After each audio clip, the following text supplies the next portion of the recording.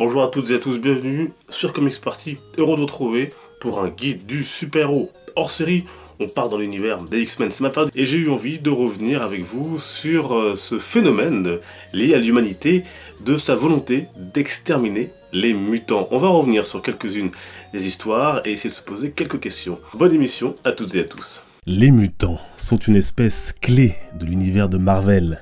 À travers leurs histoires, ils compteront plusieurs millions de congénères à travers le monde avant d'être réduits à seulement 200 à une époque. Il faut dire que ces êtres différents, et nous dirons optimisés, font peur. Mais à qui? Eh bien tout simplement aux humains, qui vont tantôt les acclamer en héros, tantôt les haïr, et appeler à leur isolement, ou pire encore, à leur extermination. Une vision mouvante dont on peut saisir l'essence dans les deux mutants les plus emblématiques de cet univers, que sont Charles Xavier et Erik Lehnsherr de son nom d'emprunt. Le professeur X croit lui en une coexistence pacifique entre les hommes et ceux de son espèce.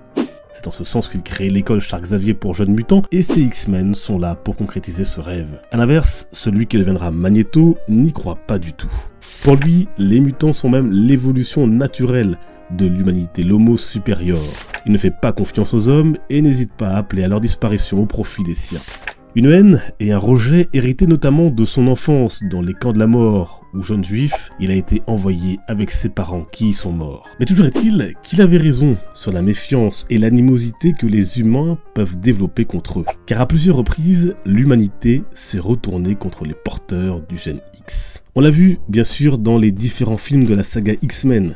Et dès le premier volet, un sénateur américain milite pour un projet de loi obligeant notamment les mutants à s'identifier publiquement. Ce thème du rejet est au cœur de la mythologie des X-Men et renvoie, dans notre société réelle, au rejet ou parfois à la persécution de telle ou telle minorité et plus universellement encore à la question de la différence et de la tolérance. Pour tenter de régler ce problème mutant, les humains vont donc employer plusieurs méthodes.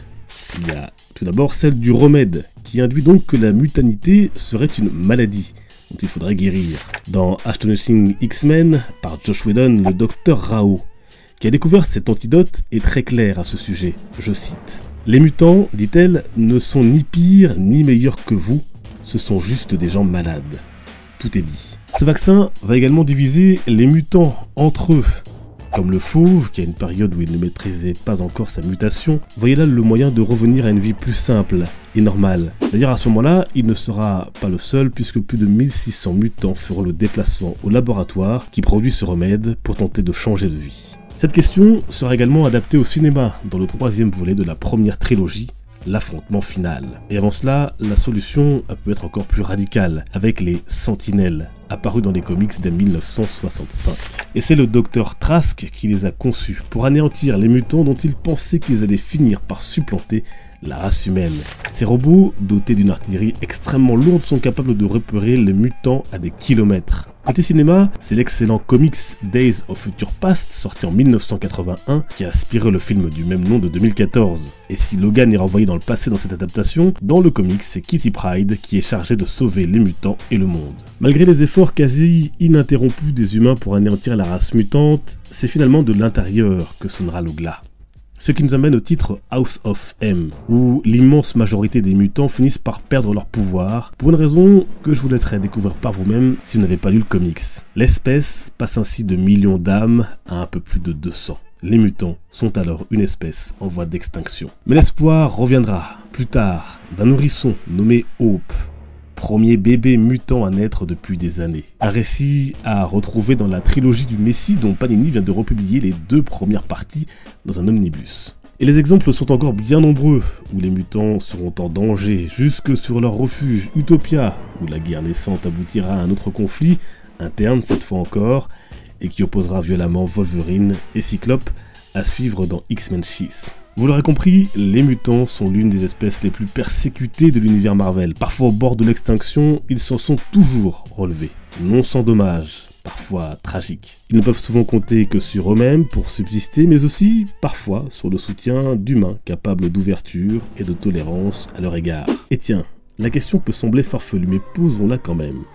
Comment réagirions-nous Si on apprenait qu'une espèce mutante dotée de pouvoirs vit parmi nous, saurions-nous faire l'effort de tenter la cohabitation, le dialogue, ou serions-nous tellement inquiets que nous envisagerions une solution plus radicale pour au moins les maîtriser? Nouveau sujet de philosophie, vous avez 2 heures. Non, en vrai, vous pouvez vous exprimer sur la question dans les commentaires.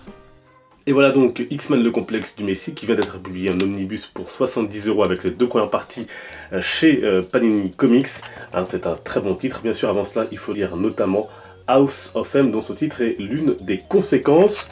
Et puis je vous ai également parlé de X-Men Schisme, du très très bon également. Et puis pourquoi pas autour des X-Men, Nous sommes les X-Men, cette anthologie qui permet de découvrir et redécouvrir un peu l'histoire et l'historique des publications X-Men. Mais je vous ferai un guide de lecture prochainement autour des X-Men. Je vous rappelle que le lancement de la Comic Con 2018 c'est dans moins d'1 semaine. Vous pouvez toujours acheter vos billets. Je vous remets un lien dans la description si vous souhaitez participer à cet événement. Ce sera en tout cas un grand plaisir de vous y retrouver. Je vous rappelle, j'y serai le vendredi et samedi. Nous on se retrouve d'ici là sur les réseaux sociaux. Vous avez tous les liens en description.